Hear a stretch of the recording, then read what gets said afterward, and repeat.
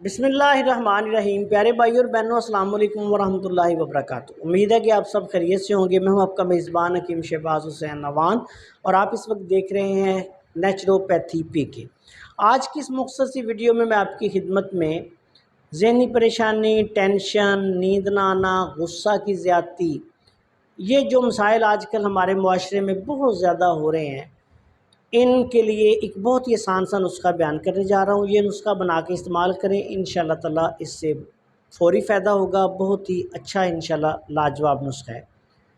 इस नुस्खा में आपने सबसे पहले छोटी चंदन बूटी लेनी है 30 ग्राम। उसके बाद आपने इलायची खुर्द लेनी है 10 ग्राम। उसके बाद आपने संदल सफ़ेद लेनी है 10 ग्राम। उसके बाद आपने काली मिर्च लेनी है 10 ग्राम। तीनों अद्वियात ये जो आपने 10-10 ग्राम ली हैं, इनका अलहदा पाउडर बना लें, छोटी चंदन का भी पाउडर बना लें और फिर इसको मिक्स कर लें। इन तमाम अद्वियात का सफ़ू बना लें और उसके बाद आप 500 मिलीग्राम वाले कैप्सूल भर लें। एक कैप्सूल रोज़ाना।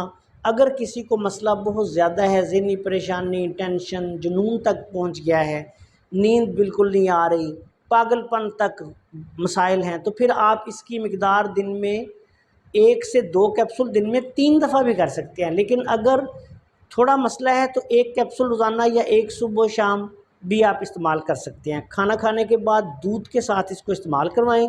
इंशाअल्लाह ताला इससे आप देखेंगे कि चंद दिनों में ये तमाम मसाइल जो हैं इनसे जान छूट जाएगी।